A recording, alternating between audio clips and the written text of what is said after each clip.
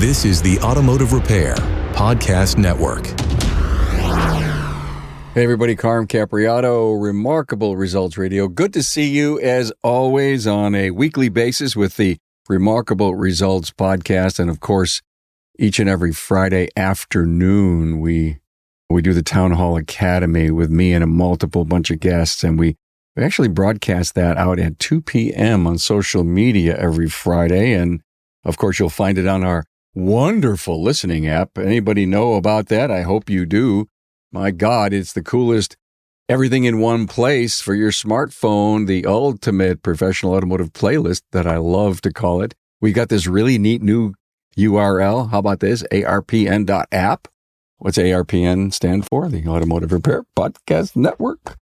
Please put that app on your phone and have fun with it just like I do. We have a really cool episode picked out for you that my friend Gerry Frank is going to be with us. We're going to talk about gamification. We've done episodes on this before, and I think you've heard a lot about it. Gerry's got this really unique way to look at it. And since Gerry is a coach, I'll introduce him in a sec. This is Coffee with Carm and a Coach. Take your Napa Auto Care Center to the next level with the Napa Auto Care Gold Certified program. Gold Certified shops, well, they stand out. Build trust and enjoy exclusive benefits designed to drive business growth. Contact your Napa representative today to get started with Gold Certified. Hey, did you know that Napa Tracks has on-site training plus 6 days a week support? It all starts when a local representative meets with you to learn about your business and how you run it. After all, it's your shop, so it's your choice. Let us prove to you that Trax is the single best shop management system in the business. Find Napa Trax on the web at napatracs.com. Let me introduce Gerry Frank to you. Hello, Gerry. Hi, Carm. Thanks for having me. Oh, I'm glad you're here. He's from serviceadvisortraining.com and also maverickshopowners.com. And we sure appreciate Maverick and Service Advisor. Maverick Sponsors is a partner with Hunt, and you're a partner with Craig O'Neill on our network. We appreciate that. And before we even get going, let me give just high fives and kudos to your wife, Laura Frank, and of course, Leanne Best, who created Brakes for Breast. And I know that the amount of money over the years is $2.4 million to the Cleveland Clinic. We were there just about a month ago. I missed you. You were busy doing stuff. Yeah, I had a ball joint, I called it. Actually, my hip replaced not that long ago. So, I was kind of in a little pain back then. You didn't want to hold us up. I get it. Okay. Well, anyway, Gerry's here with us to talk about gamifying your business for maximum results and profit. So anyway, before we get into that, what's on your mind? What's going on with shop owners today, Gerry? Yeah, there's a lot of different things. There's this thing called AI that can be a good thing or a bad thing, and that's out there. So, I see a lot of that. Sometimes people want to delegate everything to AI, like answering their phones. I'm not a big fan of that because we lose the relationship in some of that stuff. I think that that's super important. But, shops are doing great. Shops are doing well. Our members are really crushing it. And, after Carm, I've been doing this for 35 years. We have a wonderful industry that we're in. It's recession-proof, good economy, bad economy, low gas prices, high gas prices. We always tend to thrive. So what a wonderful industry. Yeah, we have our ups and downs, no doubt. But the people that pay attention deeply to their business, they're engaged with it. They're in the deep end of the pool with their business. They see the trends, but they're never as deep as some other people. Actually, their highs are pretty high when they get there. I know that for sure. Oh, you sold your shop, what, about a year ago? It's been 3 years, just recently, 3 years in March. Yeah, it seems like only yesterday, but yeah, after 35 years. I miss counting on that. Well, let's jump in. You were telling me about a great story about a bowling night that you had. Yeah, so, I guess that's where the light bulb kind of went off with me. At the time, we had 2 shops. And, we always like to do some fun things with the staff and the employees. So maybe 4 or 5 times a year, we've done all kinds of things from, goat carts and ball games. But we had a lot of bowlers. I like to bowl. So sometimes when the boss likes to bowl, that's where we're going, right? We're going to go to the bowling alley and we're going to have some fun one evening. And we did that. And what really struck me was, we had maybe 15 folks there from our two shops, and the competitiveness, just kind of the light bulb went off. I mean, with every strike, they're high-fiving, the guys, the gals, everybody was really into it. And I guess they don't like to lose. They like to win. But driving home that night, when I saw that, I asked myself, how do I bring this to the shop? I can see how competitive they are. How do I bring a little bit of that back into the shop and kind of make a game out of some of it? Have some fun too. What you did is something that I talk about a lot, and that is from my mentor years ago, always told me, every time he saw me, beginning of the conversation, the end of the conversation, Carm, pay attention.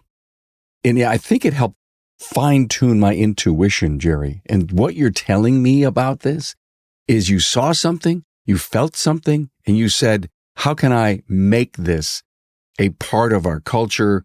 And how can I bring that competitive nature to the shop? And I think if more of us concentrated on paying attention to the things around us, the same kind of things will happen to them. For sure. Yeah. So keep your eyes open, and sometimes I think some of the problems with, at least it was for me as a shop owner, sometimes you're, knee deep in it and you don't see what's happening around you. So before we get into gamification, we really need to stop and figure out what's the real problem. Yeah. And I think that's a mentor of mine told me once, often we want the prescription, right? Imagine just walking into the doctor's office and, they've got a garbage can full of pills and say, here, take one of these. That's going to work. It doesn't work that way. I love Mike Michalowicz, the author Mike Michalowicz. I've had him on the show, Yes, I remember. But in one of his books, he said the biggest problem most business owners face is they don't know what their biggest problem is. Man, that always stuck with me. You can't give a prescription to a problem you haven't identified. I want our listeners to think about that sometimes because, often we jump to the problem. Yeah, I know what it is, but we haven't really thought about it to really kind of dig deep into it. So, wait a minute. Are you telling me that 2 aspirins call me in the morning doesn't work? It doesn't work, no. All right. I love it. So obviously, a lot of the problems that people may have, low car count, maybe billable hours, an ARO issue, you got to stop and look at that. Yeah, all of that. I can give you just a few examples. Low car count, right? I mean, as soon as we have, a shop struggles with car count, right away they jump to conclusions. Again, not diagnosing the problem. Right away they think maybe it's the economics, bad economy. I got a bad location. I need to spend more in marketing. And the problem could be right in front of them. Have you been listening to your phone calls? I know for me, a quick story, we were spending money trying to get the car count up in the shops. And one day my CSR called off sick. And my lovely wife, Laura, went in and answered the phones in the shop. And guess what? For that week, we didn't have a car count problem. Plenty of cars. Lo and behold, I found my service advisor was kind of throttling the car count, right? We're too busy. Don't take anything in. And here I am as the shop owner spending money trying to get the car count up. So that's a great example of what I mean. You got to really try to diagnose the problem before you offer the prescription.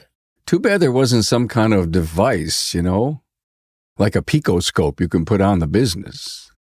Yeah, don't we wish? There are, but that's maybe for another episode. There's some things I really watch closely. Hey, wait, let Gerry be your picoscope. I get it. Yeah. And another great example is low billable hours, right? Everybody tells me, I hear it as a coach, I got to get my hours up, and they tend to want to blame it on the technician. I've got a lazy tech. This guy's just unmotivated. And often it's not that at all. Again, not being able to really kind of dig in there and diagnose the problem. The question I always think, or I kind of chuckle about, maybe they're always hiring techs, right? And they've got these techs that are stuck in that 30 to 35 hour a week, billable hours a week mode. And I say, doesn't it seem like you keep hiring and firing the same guy? Maybe it's not the tech. Maybe there's something else going on in the shop. Totally get it. And, how do you deal with a person who doesn't have any net profit? Oh boy. Yeah. Well, again, I'm a numbers guy and you know that, Carm. So I like to kind of look back at the numbers and really kind of get a look at what's going on. Great example. I can remember years ago, I'd get my P&L in the mail. Back then, email wasn't around, or not so much. My accountant would actually email or mail me, the financial statement. Mine would deliver it to me. Oh, that's nice. That's better yet. Right away we jump to the bottom line. Hey, what's on the bottom? Net profit. We went there and it's like I either made money or I didn't make money. Well, you should know that long before your P&L ever comes. The real answer is way above the line. What's going on in your business? How are the margins? The car count, the average repair order, all of that. There's a lot that goes into net profit. And sometimes it's not doing more. Usually we try to fix it by doing more. More cars, more techs, more bays. And sometimes the answer isn't that. It's just kind of focusing maybe on that profitability side. Imagine having an efficient, well-running, high-speed horsepower engine. I actually mean shop. Wow. All cylinders, good gas, wide open carburetor. I'm aging myself. And on both sides of that equation, I can remember years ago working, 60 hours a week and barely eking out a living at this business. And then, you fast forward a little bit as you start to, figure things out and kind of really understand what's happening in business, to working, I don't want to say very little, but working on more building the business, than working in it. All right. So once we figured out what the problem is, then how do you build a game around that? When I think about any game, a game needs a good scoreboard. I'm a football fan. I know you're a Buffalo Bills fan. I'm that Cleveland Browns fan, kind of stuck in limbo all the time. Oh, but stop, Gerry, for one moment. Currently, at this moment, right now, I'm a Buffalo Sabres fan. We're in round 2 as we record this, but go ahead. But, you look at a football team and, the players are there on the field and all of them look up and they can see everything they need to see in that scoreboard. Are we winning or losing the game? What do we have to do? In a hockey game, they can pull the goalie. There's things they can do to try to change the odds. So you need a scoreboard. It's got to be visible to everybody. I think there's some key pieces in that. But, the first part is you got to have the scoreboard and put it where they can see it. The second part, a lot of times when I think about a scoreboard is, can the players influence the score? Can they do something about it? You want to improve car count? Well, that's maybe not something a technician can do. She doesn't have control over that number. So the player's got to be able to influence the score. And then lastly, I think, and it's a big one, have the players record their results, right? So many times I see a business owner keeping score. That defeats the purpose. Have your service advisor write down the score. Have your technicians write down the score for what they're responsible. Something magical happens when they write it down. Because they're hunting for a number or a level of proficiency or something that they are supposed to do in order to get the score to work. Shop manager can manage that. I don't want to jump too far ahead, but right now, I'm thinking that they need to know their role in this scoreboard. In a game, if I'm a defenseman I'm on offense, whatever my role is, the kicker, the goalie, I've got to solidly know my role. Now in sports, they're getting paid all kinds of money. They're rehearsing and practicing every single day. Now, in a shop, what is your role in this gamification piece? Or actually, what is your role in the shop? And how do we take that to a new level? Because we're going to actually pull numbers for it. They got to know their role. Yeah, for sure. And the other thing I think about, like when my team goes home, when that technician goes home at the end of the day, did he win? Does he even know? Often that's not the case. Is there a level of satisfaction that they could feel, entering that vehicle, driving home? God, I had a great day. We met our goals. We didn't meet them 100%, but we're on our way. We've had a couple of stumbles today. Tomorrow will be better. I mean, those are positive attitudes to have. Yeah, for sure. I think sometimes when you talk about the roles, right, you can't be that jack of all trades, right? Sometimes we want to do that, but who's responsible for what? Now that you know what it takes to become a Napa Gold Auto Care Gold certified shop, let's talk about the real value, what you get when you achieve gold. This isn't just about status, it's about tangible benefits that grow your business. Gold certified shops receive premium placement on NapaOnline.com at no additional cost. With millions of site visits each year, your shop will be one of the top options consumers see when they search locally. That visibility, it means more cars in your bays. You'll also get $1,500 annually in marketing funds for pre-approved co-branded messaging, helping you connect with your community while benefiting from the national reach of Napa branding. Combine that with preferential referrals, and you've got a powerful marketing advantage. Gold certified status enhances consumer confidence with an extended 36-month, 36,000-mile peace of mind warranty and local labor coverage, proving you stand behind your work. You'll also gain access to award-winning Napa Autotech training for technicians and service advisors, helping improve efficiency, reduce comebacks, and support retention. Additional benefits include Napa credit card financing rebates, year-round peak performance promotions, Napa Trax shop management software, Smart Sign Pro customer engagement displays, a team tool rebate to invest in your technician's success, and a $300 annual credit toward Master Technician or Blue Seal ASE certification. Gold certified membership is designed to help you recruit, retain, and deliver the best experience to every customer. Are you ready to elevate your shop? Contact your local Napa representative today to see if you qualify and start your journey to Gold Certified. Contact your local Napa sales representative today to see if you qualify and start your journey to Gold Certified. Let's face it, your shop management system is the single most important tool in your shop, period. Napa Trax was built from the ground up to make your business more profitable and efficient. We provide an extensive set of tools to increase and track profitability in real time. Napa Trax offers the industry's best post-sale support, hands down, and we train your people on site. Yep, on site. And we offer remote refresher training 10 times a week, and customer support is open 6 days a week. Give us a call, visit the website, or join our Facebook community today to learn more. We'll prove to you that Trax is the single best shop management system in the business. Napa Trax is always customized and tailored for you, whether you're a one-man shop or a large multi-bay or multi-location company. After all, it's your shop, so it's your choice. Visit us on the web at NapaTrax, that's NapaTracs.com. Let's go back to the shop. Again, you guys were very instrumental in Breaks for Breasts, and it was always that October month. Did you ever publish the Breaks for Breasts goals or how many brake jobs you did that were counting toward that?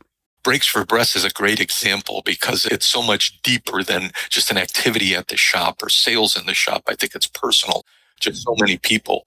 But we would have a giant thermometer. In our shop, we wanted to do 100 brake jobs. So at the top, we would have 100. That was the goal. And then, along the left side, we would have the dates. How many weeks are we going to do it? The whole month of October. And then every day we would write down when we got a brake job, right? We would write it down and ring the bell. Everybody in the shop heard the bell ring. We hit the brake job. We sold the brake job and then we recorded it. We had one of those giant fat head posters. I think it's what it's called, right on our office door. It really gamified everything. Everybody could get behind it. And then, of course, there was something in it for everybody. If we hit our goals. So, no kidding. Well, that's kind of cool to hear that. I like that. Did the client see the scoreboard? The clients didn't in that particular example. It was more for the team. But often what the clients might see is, we would have them fill out a little paper represent all over the office. Yeah, all over the office. Yeah, I've seen them. And the really cool thing about breaksforbreasts.com is that all this marketing material is available there. And zero money is taken. Zero money. I don't mean to belabor and do an advertisement for Breaks for Breasts because I'm so honored to be at the Cleveland Clinic for the check presentation. But 100% goes to the Cleveland Clinic. And there are trials. First trials are over with. Very, very successful. Positivity. They've gotten ready. They're going for the phase 2 of the trials. This thing is on fire. And if you guys hadn't found this wonderful laboratory inside the Cleveland Clinic 11, 12 years ago, wow, gets me emotional to think about it. Got nothing to do with me. It's all of the I know, it's the girls. ladies that got it all going, Laura and Lee. So just walk me through specific numbers that you would put on a scoreboard as an example. For my service advisor, we would put various numbers on there, big whiteboard. We would have things like car count, margins, what the goal was, car count, margins, average repair order. I'm going to talk a little bit about something with average repair order in just a moment because I think it's huge. But again, if we hit the number, we wrote it down for every day. What were the results every day? Service advisor would write it down. If we hit the number, we'd use a green, right on a dry erase board, a green marker. If we did, we would use a red. So it was very obvious. But so many times what we would uncover is maybe the advisor would say, man, we had a slow week. We'll define slow. We took a look at it. Maybe it wasn't a car count problem. Maybe it was an average repair order problem. So, some things that we might want to do with that. For the technician, I had the technician record their hours every day. When they were done every day, they knew kind of what was expected of them, and they would record their hours. We would even have a top dog trophy at the end of the month. Whatever tech, same trophy, we just moved it from toolbox to toolbox, but it was a little bit of a bragging right. So there's a lot of different things to track, but one of the things I always feel like you have to kind of start with is stories. I think stories around everything, that's the why in a business. And a quick example, if I might use a quick story and I've used this with the shop owners that I coach and all of that, but the light bulb goes off for folks. So billable hours, I mentioned billable hours. How the heck do we get our billable hours up? And one of the stories I use in the shop to start this whole thing, maybe tracking technician hours, I take a nice little Amazon box, 4 sides, just a plain old box. And on one side, I write $150, right? I'm talking about this in the meeting. Here's this box, $150. And I said, let's say this box represented a $150 part that's gone missing, right? Core, alternator, whatever it is, right? It got delivered. I'm reviewing the invoices and it's gone. I know we would be what I call dumpster diving for it, right? What happened to it? We'd be looking for it. And I get everybody to agree. Now I turn the box around and guess what's on the other side? It says 1 hour. Pretty much the same dollar amount, right? $150. Maybe your average labor rate's $150. I'm just using that for an example. Why don't we look for that? Yeah, you also lost the cost of the part plus maybe the hour that it took to put it on, right? Is that what you're saying? Yeah. But, I think the why is always important. So absolutely, we try to do that. In fact, the why, that 3-letter word in my mind, after I've read Simon Sinek and we've done shows on why, and so many coaches come on and talk about why, every time I look at an issue or talk to people, I always think of why. So why? And if you keep drilling down into the why, you will find something that will finally be relatable to the individual who may not get and understand, because there's always a why behind things. And another comment that I have, and I'd like to know from you, if in these scoreboards that say there's one for back of shop, one for front of shop, I believe that the back of shop people that know what the goals or the scoreboard is for front of shop and front to back makes them more engaged in creating a total comprehensive business. Yeah, most definitely. We reviewed all of that on a weekly meeting. And, weekly meetings are very, very important. Often we would have even a team member lead the weekly meeting, but that's what we would go over, the results. What else is, I don't want to say what else is there. Maybe that's not the right statement, but think about a sports team. We talked about gamifying this business, right? What happens? your football team, your hockey team, they're watching tape. They're reviewing their performance. What did we do well? What do we need to do better? And your shop should be no different. Absolutely agree. And a lot of our people that are in back of shop may not necessarily know why the goals are set for front of shop. And maybe some of our newer people on our counters don't really understand what the hell we're trying to do in the back of shop. One of the things that I think about a lot is in these scoreboards, and it's public to everyone, does there end up being some competition that isn't healthy? Well, I like healthy competition. I think that is good. But of course there is. And when I say unhealthy, you can't always expect, everybody has to have different goals. So if we're going to use those technician hours as a goal, I may not be able to expect my entry-level tech. I know, Carm, I've got to go to your RISE document to find the proper name for that, right? Every time I hear you say the word technician, I think of the word specialist in my mind. Yes. Specialist, I know. Yes, I know. I got to wash my mouth out with soap. I forgive you, my friend. But I can't expect the same for every tech. An entry-level specialist isn't going to be the same as a high-level, technician. Absolutely. And in those meetings, you can handle that overview. Listen, Bob, you did great this week. I know you're just a couple of years in this business. You've got, a great career path in front of you. And don't be upset that Charlie, who's been in this for 20 years, is the board leader. You're going to get there. Yep. Nope. Absolutely. And again, diagnosing where the problem is. It may not be an underperforming technician. Sometimes I feel so many of those technician productivity problems are a shop problem, a shop efficiency problem. Well, that technician may be there, 40 hours a week, but I only got him underneath the hood of the car 32 hours a week. 8 hours he's missing in action. So you got any stories to tell about, now you've done the scoreboard, and you go back in your mind or talk about a client that you have, that they start seeing a behavior change? Yeah, that's it exactly. The word behavior change is really important. I'm going to give you an example for average repair orders. In my opinion, the most important thing if you're going to increase an average repair order is to focus on a couple of areas. Hours presented, in other words, how many hours are we finding per vehicle?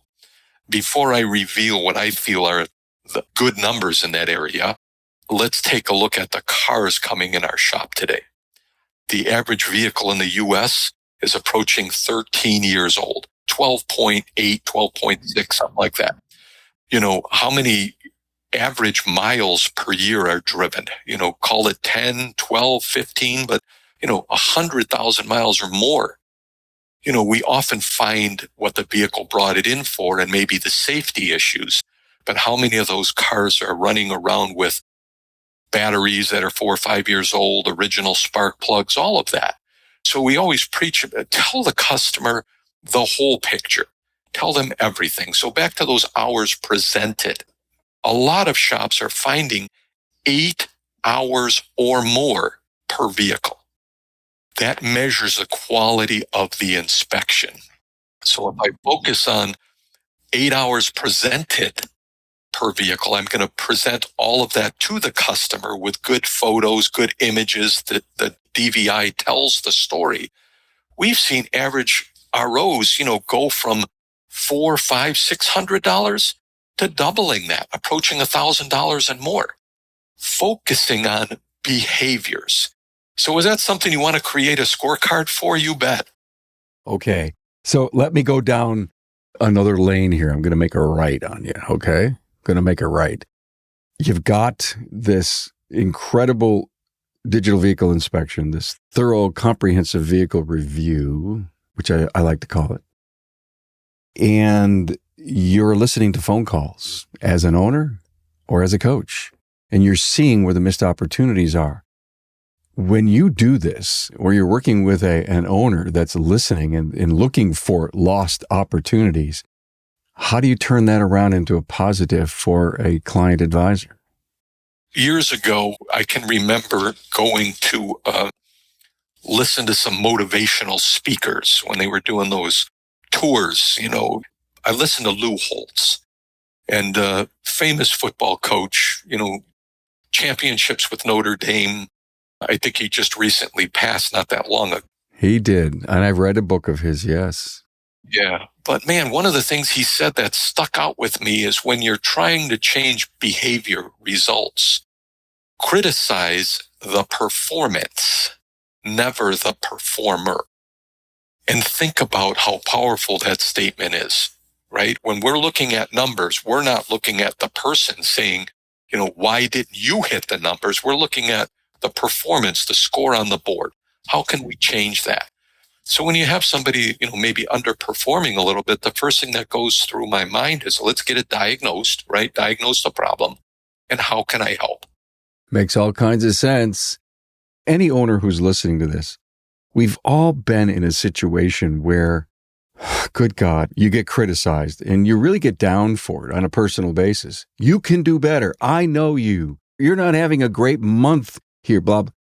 I saw you do this and, the performance wasn't quite up to the specifications that we've always expected from you and that you have inside of you. That's a completely different way. Yeah. Help me help you. To walk away and say, I can be better. You turn the I that you were told to the I can be better. You instead of I. And anyway, that is such a profound statement. And I think we as leaders of our industry need to figure out, how is it that I'm going to lift people? I have to lift them in a positive way, not in a negative way. That's your point. Yeah, that's for sure. That's for sure. Yes. And if you're always there, just like a parent trying to help your child, get better and better. All right. Got any great challenges for the shop owners that are listening here? Yeah, I would say pick something, right? Pick one thing. So you got to start somewhere. We mentioned a few things like make sure that you've got a scoreboard that's visible. Make sure that the player is the one who's actually recording the score. I mentioned stories. I think you got to have a story with everything. Make it interesting. That's how you got to gamify it. So pick one, start somewhere, and start to create that game into your shop. No doubt you can lift your culture. You can make this almost segregated, individualistic thing into a much better whole.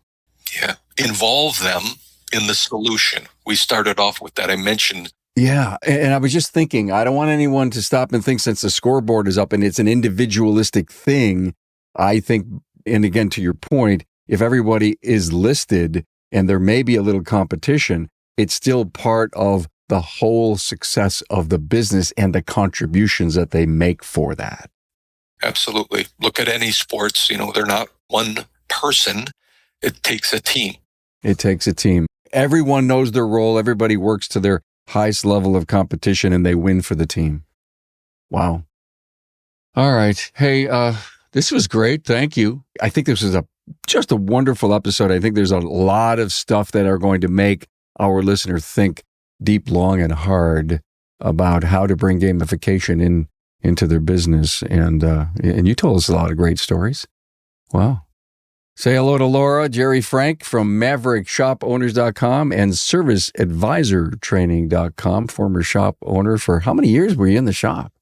Longer than I can count, 35 plus years. Yeah, long time. Another Coffee with Carm and a Coach episode. Thanks, Gerry. Thanks, Carm, for having me. Appreciate it. Thanks for being on board to listen and learn from the premier automotive repair business podcast, Remarkable Results Radio. Get your episodic education on the ARPN listening app at automotiverepairpodcastnetwork.com. Also enjoy the podcast on our Carm Capriotto YouTube channel. Carm is all for advancing the professional automotive service industry. Until next time.